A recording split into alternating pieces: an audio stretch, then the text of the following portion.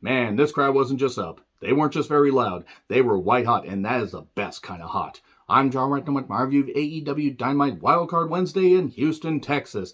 And man, the crowd reactions, the matches, everything was clicking along, moving in a positive direction. This is one of the best editions of Dynamite, I thought. I was like, my goodness, I'm going to fucking love this. This is great. A great 2-hour edition of wrestling television. And then, it hit the proverbial wall of Jericho. The curse of Jericho continues to plague AEW programming. I will talk about that a little bit later when I get to that segment. But man, I was so fucking disappointed when it got to that because it just never fucking recovered after that. That being said, this crowd, Joe. They're up for Joe versus the Joker. Who is the Joker? It's Johnny Elite, Johnny Mundo, Johnny Impact, John Morrison, whatever name you want to call him by, one of the 42,553 names that he has. I kid. The guy is great. Actually got to meet him and Taya Valkyrie at my first ever indie show, and they couldn't have been nicer. I'm so happy for their success. And he looks great, 20-year vet. He still can do the moves. He can do some great stuff. These are the kind of signings that AEW needs to do. Like Matt Sydal can contribute. Unfortunately, with the way they present him, I'm a little bit fearful that they're not going to see him as anything more than just a vet that can have some good matches. I hope they can do a little bit better with Johnny Elite, who has a few more years left and has kept his body in incredible shape. He can still do some great moves. And they were up for this. It's Samoa Joe versus Johnny Elite. Owen Hart quarterfinal match. And I made note, Johnny is a surprise entrant in an event in Houston. Hide your kids, hide your wives. If you know, you know. Oh no. Oh no, somebody do a wellness check. Anyway, God damn it. This match was pretty damn good though. Outside of one particular move that I'll get to in a bit. The crowd was into it.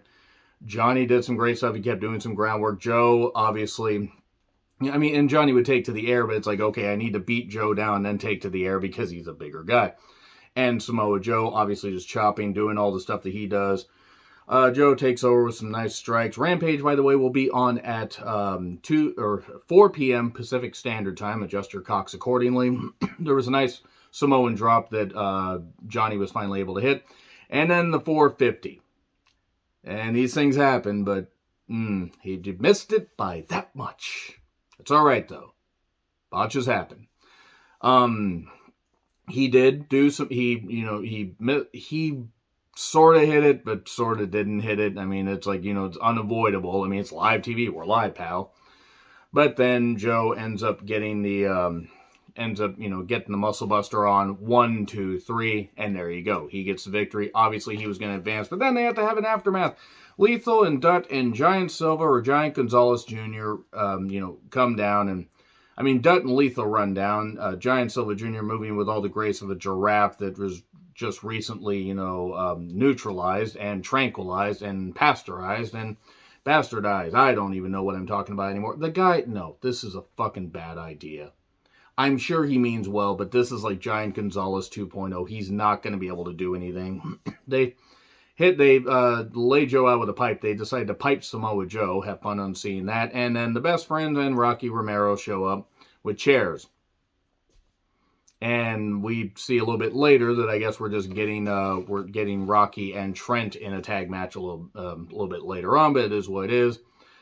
That was fine. The aftermath was ridiculous. Like, I don't mind Joe and Lethal having a feud, but Dutt is a good mouthpiece, but this Giant Silva Jr., Giant Gonzalez guy, he's not good. He's not going to get any better. People are like, oh, well, they just got to present the big man well. No, he looks lost. He looks more lost than he looks more lost each week, but whatever. Recaps of Jeff and Darby's bullshit. If you want to know what I have to say about that, check out my review of last week's show. Jeff and Matt are in the trainer's room, and the Bucks confront them. And Jeff even tells them, oh, stop with this Christian AF stuff, this bullshit. Oh, Matt did call them the Hardy cosplayers like you guys. Or it's like, he's not a Hardy cosplayer like you. Whoever picks out the Bucks clothes needs to be slapped because they're terrible clothes. I'm sure that's the idea, but it's just terrible. Like, I already can't take the Bucks seriously that much, but good Lord. Punk comes out to a pop wearing an abortion rights or human rights shirt. And I want to thank CM Punk, and Raygun specifically for turning me on to this shirt. I'm just going to put this up. And apparently the former Jackson Riker and the former Drake Wirtz got upset at that. Let me just say right now that for those that say keep politics out of wrestling, politics have always been part of wrestling, backstage and on camera. There's just more ways to find out about it now. You could find out about that stuff in the territory days. Sure, they kept it a little bit more subtle. I'm not the biggest CM Punk fan, but I appreciate what he has done. And I admire a lot of the shit that, he stands up for. Nobody's perfect, but he's trying to basically use his platform to stand up for that stuff, and that's good. And if you, by the way, agree with the former Jackson Riker, the former Drake Wirtz, and you feel that, this kind of stuff shouldn't be worn in Texas or whatever, and you should save the unborn babies and everything. Okay, let's get on the little soapbox here, because apparently people have a problem understanding this. I'm not saying that abortion should just be used as a form of birth control. I'm not saying that. I'm pro-choice. And here's why I'm pro-choice. I'm not going to tell women what to do with their fucking bodies, nor should the Supreme Court, because the Supreme Court's full of a bunch of goddamn corrupt, stupid motherfuckers that, regardless of political affiliation, don't actually understand what human rights are. Save the unborn babies. Okay, women that can't take care of kids. Are you going to come up with ways to have proper funding, maybe push for the government to come up with proper funding programs for women, to take care of the kids, should the women not be able to take care of said kids? Should the women not be able to medically take care of them and might die during birth and everything, and then the kid doesn't have a mother? So what the fuck are you going to do about that? Come up with some goddamn programs and some goddamn ways to take care of these kids. Otherwise, women should have the right to fucking choose anyway. So if you don't fucking like that, get the fuck off my timeline, because you don't fucking belong here. You don't belong in polite society, because all you're trying to do is control women. That's what you're trying to fucking do. They're not gonna fuck me, as I got told when I put up some videos a couple weeks ago on Twitter. I don't fucking care. You don't have to want women to fuck you to just stand up for their rights. Don't open your legs for every single guy and that won't happen or everything. Maybe guys could get vasectomies. Or vasectomies. However the fuck you pronounce it. Doesn't fucking matter. Stand up for women's rights or get the fuck off and just don't fucking, be around. Don't be around a polite society. Go be a fucking, sexist, goddamn, worthless bigot somewhere else. And by the way, if you happen to put a religious spin on this, the Bible's a fucking storybook. You don't fucking like hearing that. It's a fucking goddamn truth. That doesn't mean you can't take those stories and you can't apply them and use them in a positive light in life. But if you're just going to use that as a fucking excuse, you're a fucking goddamn gutless coward that hates women. That's it. So yeah, abortion rights are... I may order that from Ray Gunn, actually. I mean, I get paid soon. I may have some money, and I may, and I'm already paying my bill as well. So why not order that? And then put it on here and just see how many more people I can anger. So off the soapbox once again. If you don't fucking like this message, I don't fucking care. And your mom should have coat hangered you anyway. So moving on from that. CM Punk chance. Excalibur, hey Punk, nice shirt. That was pretty damn good. Paige gets a pop. Cowboy shit chances. Paige versus Takeshita. Takeshita? I think it's how it's said. I'm going to have to come up with another name for this guy. Because he can work.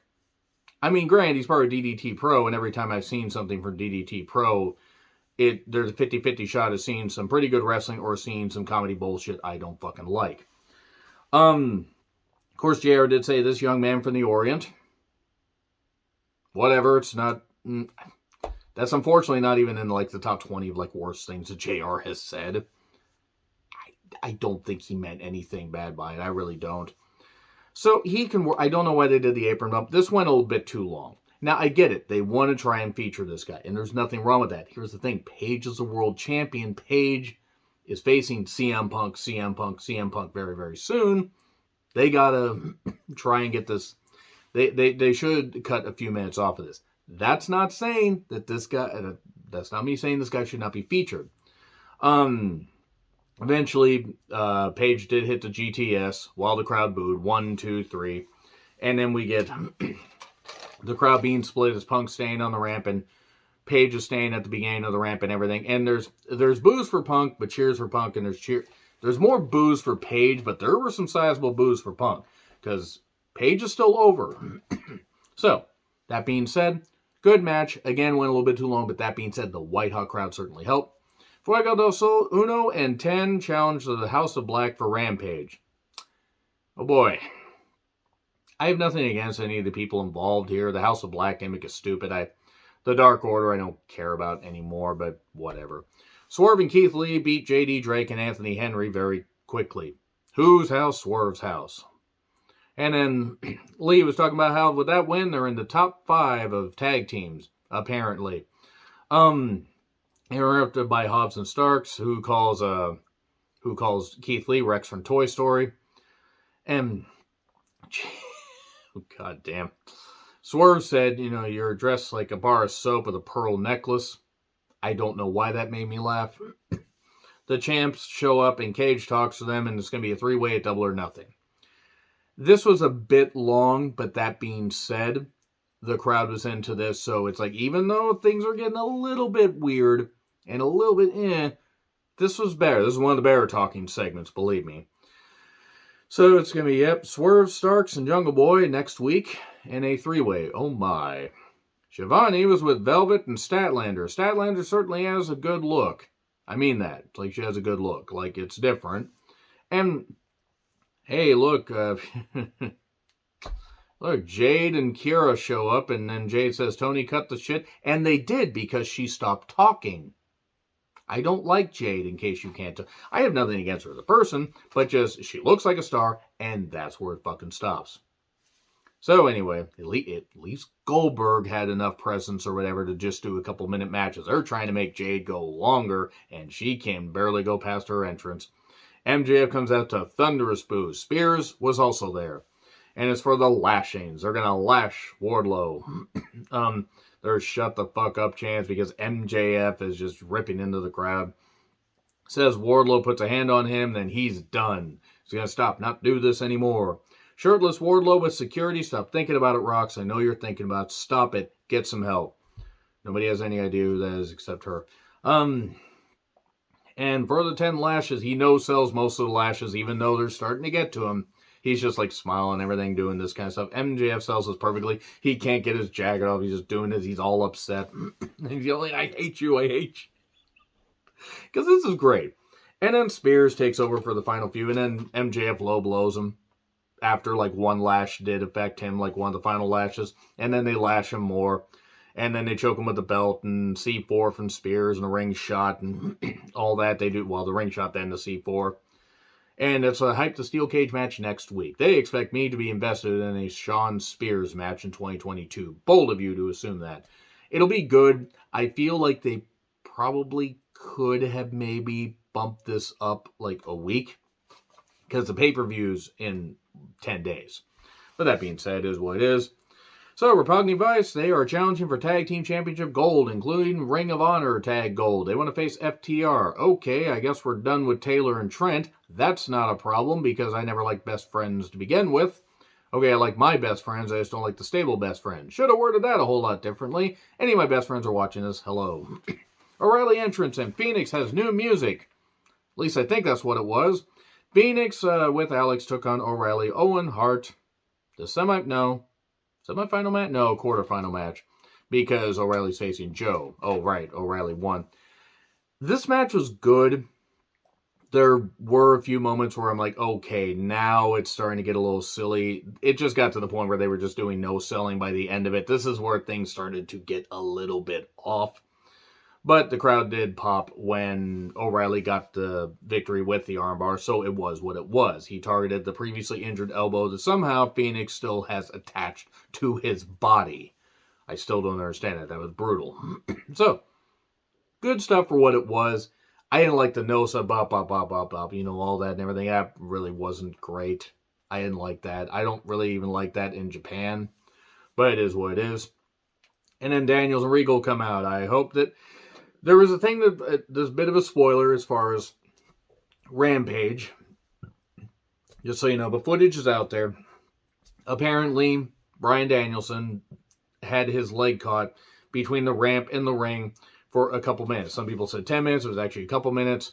And it was stuck.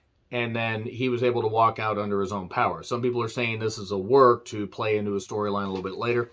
If it's a work, it was a very good one. If it's not a work, I hope that Bryan Danielson is not hurt, at least badly, and that he can be all right with just a few days relaxation. If he is hurt, I hope he recovers.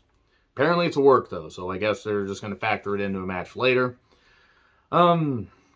Wild thing, you make Mox, Eddie, Santana, and Ortiz sing. Okay, that was wordy. And then, unfortunately, things went up the fucking rails here. Brian Bosworth was in the front row for some reason. I thought he was dead. And then, I'm sorry, what the fuck was Jake Hager wearing? Who actually is convinced that Jake Hager is a fucking human being?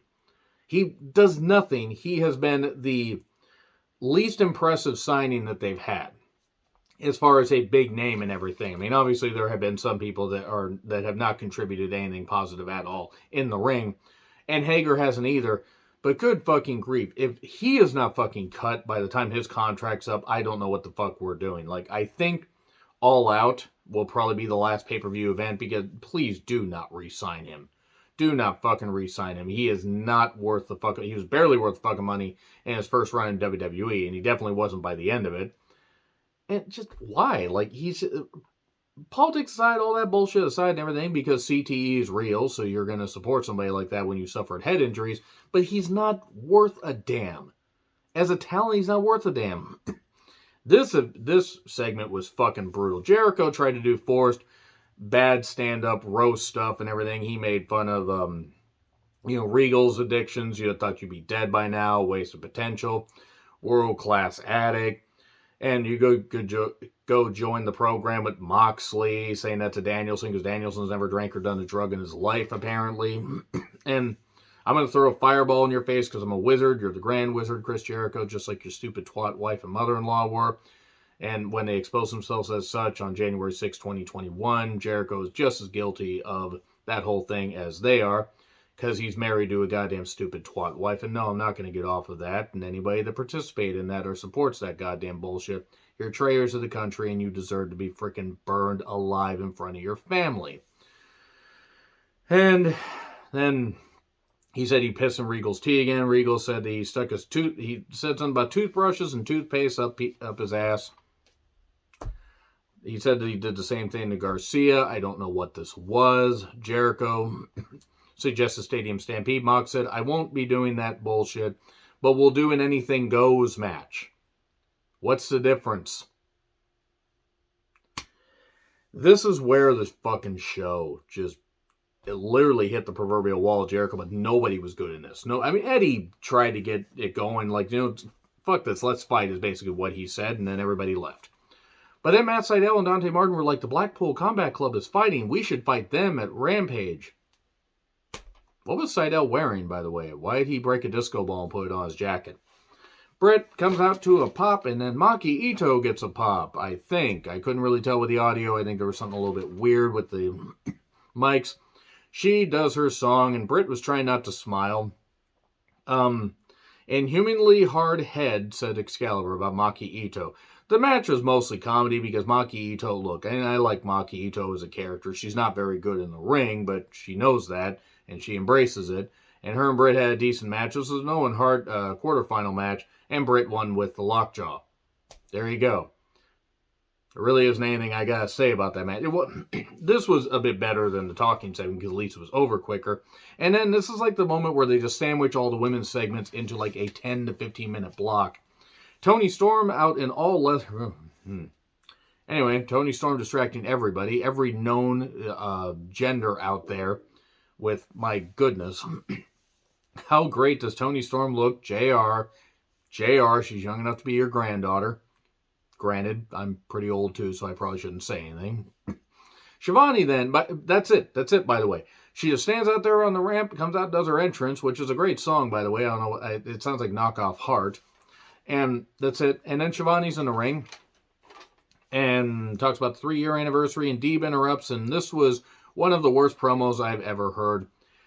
Even putting aside the fact that Serena Deeb is apparently dating or married to Marty Scurll, a guy, by the way, that did sleep with an intoxicated 16-year-old girl in the UK, a wrestling student, missed me with the whole legal age in the UK thing. Aside from that, Deeb is just absolutely bland on fucking promos. Now, she had some verbiage that sort of worked, but she knocks Tony. There's Thunder Rosa chant. She knocks Dustin because Dustin said that, she couldn't beat Thunder Rosa and everything. And she sounded like she was going to be a Karen at a PTA meeting, and it's fitting because she can go to PTA meetings, Marty can't. And she slaps Dustin. We then get Thunder Rosa down here. Dustin tries to stop Thunder Rosa for some reason, and Serena hits her with the belt. This was terrible. This was objectively... I do not know how anybody can fucking defend this. She did say one line, though. I put breast implants in my body to satisfy some old pervert. Okay, sure, yeah. And a lot of women have had to do that and everything. Serena, you're still fucking dating a guy that, did what he did to a 16-year-old intoxicated girl, so you can fucking kick rocks for all I fucking care. So Serena Skrull can basically just piss the fuck off. She's great in the ring. There's no denying that. But people compare her to Dean Malenko. Dean Malenko was allowed to show personality. Serena, it seems like the charisma is being actively sucked out of her and anybody else around her. This was a bad segment. A really bad segment. It was also rushed. Speaking of rush, Cole versus Jeff Hardy in an Owen Hart semifinal match because Cole decided to lower the boom, Adam Cole, baby, and rush Jeff Hardy during his entrance. And they did a lot of sloppiness, including a whisper in the wind that Jeff could not even jump. Jeff practically was going backwards when he did that. And there was a super kick spot, which if this was Jeff Hardy from even 10 years ago, he might have been able to do that. Not Jeff Hardy now. And eventually lowered the boom kick. And then Adam Cole, baby, was just staring down Jeff Hardy and Matt, and then the Bucks show up in clouds so loud that somebody from the dark side of Saturn somehow managed to hear and see them, somehow. And then we get a beatdown. Here's Darby and Sting, and then Fish and O'Reilly show up, and it took everybody, including Tanks and Tiananmen Square, to take down Sting. Sir, I know he has spinal stenosis, and he can't really sell that much, and they're being safe with him. A good guy. He took that super kick thing and fell over. I half expected him to be like RoboCop at Capital Combat, that thing, and just do, what was it, the second RoboCop where he had the spring that got him back up, or did they have that in the first one? I haven't seen RoboCop for a while. The whole point, Sting sold that super kick like he just, turned into a pile of jelly. And then we'll see you this Sunday for the Royal Rumble. This show had, it was going so well. And then it did this. And part of the reason I make my Dynamite reviews a little bit longer is because there's always so much to unpack with these. I hope Double or Nothing is going to be a good event. I really do. I'm going to be ordering it soon. But goddamn, it was disappointing because the crowd was into a lot of this show. And then those last 35 minutes just... Anyway, agree, disagree, what I said, like, share, subscribe, Twitter handle in the description. I'm John Retlin. I'll see you soon.